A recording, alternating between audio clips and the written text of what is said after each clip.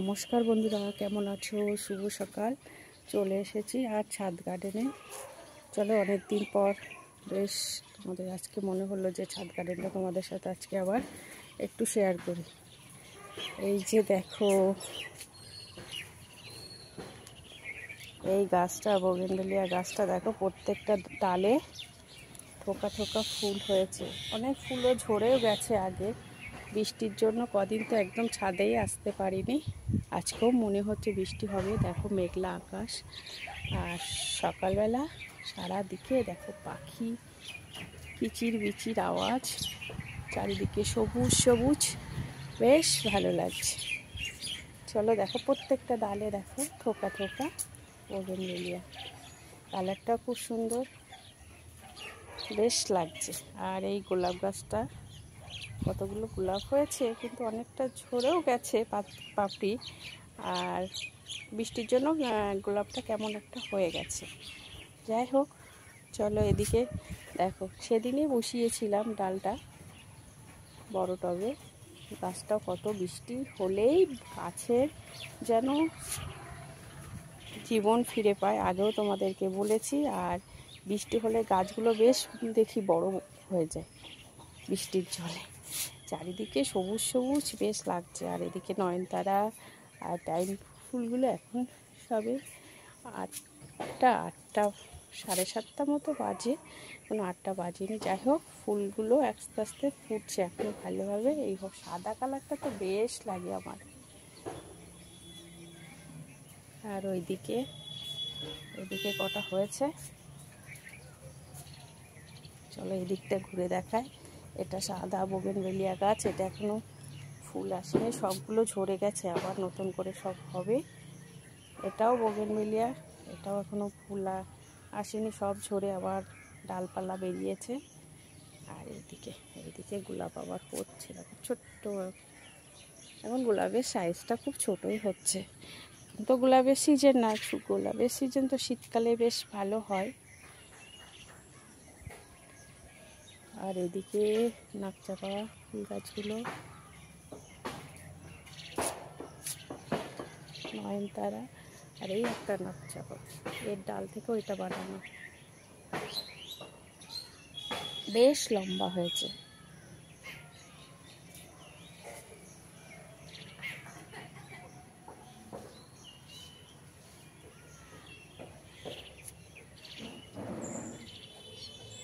এদিকে মিলি ফুল গাছগুলো খুব সুন্দর লাগছে।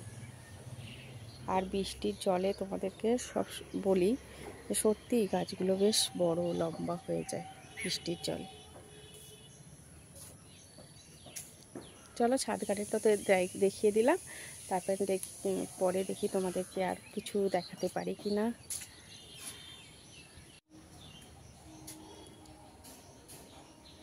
চলে এলাম নিচে দেখো আমার এই তুলসী গাছটা কত সুন্দর হয়েছে।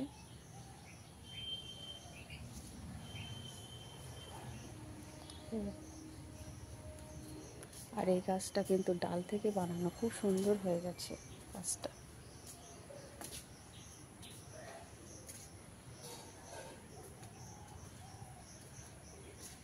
আর এখানে পান গাছগুলো দেখো বন্ধুরা, কত সুন্দর পান গাছগুলো। আর পাতাগুলো দেখো কত সুন্দর, একদম গাঢ় সবুজ। আর ওইদিকে একটা পেঁপে গাছ হয়েছে, ওই পাশে একটা হয়েছে।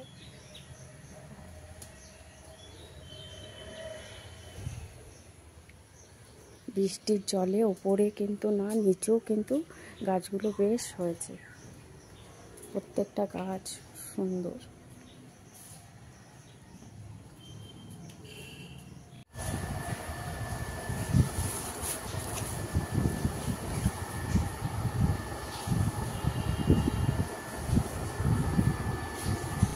হ্যালো ফ্রেন্ডস, কেমন আছো?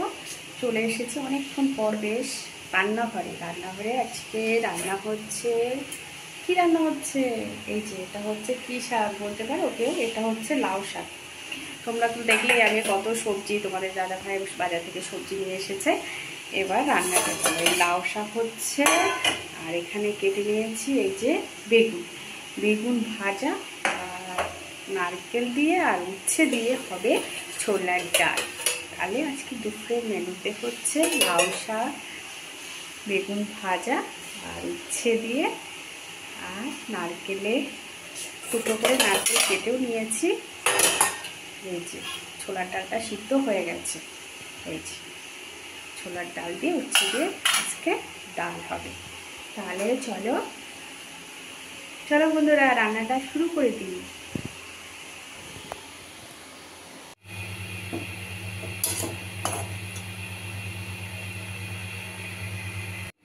ওইদিকে কড়াইতে বসানো আছে শাক, আর এই যে বেগুন ভাজা হয়ে গেছে, আর উচ্ছে নারকেল দিয়ে ছোলার ডাল। এই যে আহা,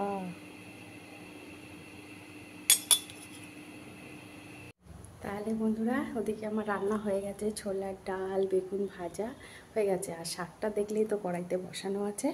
আর এখন যাচ্ছি, মেঘ করেছে, ছাদে অনেক আজকে জামা কাপড় কেচেছি, সেইগুলো নিয়ে আসতে যাচ্ছি। চলো দেখি, আজকে একটু একটু করে সারাদিনের ব্লগ ভিডিওটা আজকে বানালাম।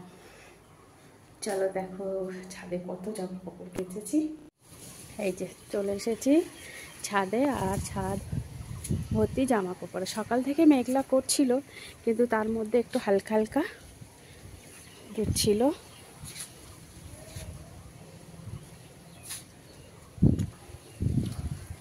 পুরো ছাদ ভর্তি জামা কাপড়, বেশি বেশি সসকে কেচেছি। আর মেঘও করেছে আবার, ওই জন্য ওদিকে শাকটা বসানো আছে, ছাদে চলে এলাম জামা কাপড়গুলো যেগুলো শুকিয়েছে ওইগুলো নিতে চলে এলাম। চলো তাহলে, আর আমার এই ব্লগ ভিডিওটা এখানেই শেষ করছি। তোমরা ভালো থেকো, সুস্থ থেকো, আর ব্লগ ভিডিওটা দেখো, ভালো লাগলে কমেন্ট করে জানিও। টাটা।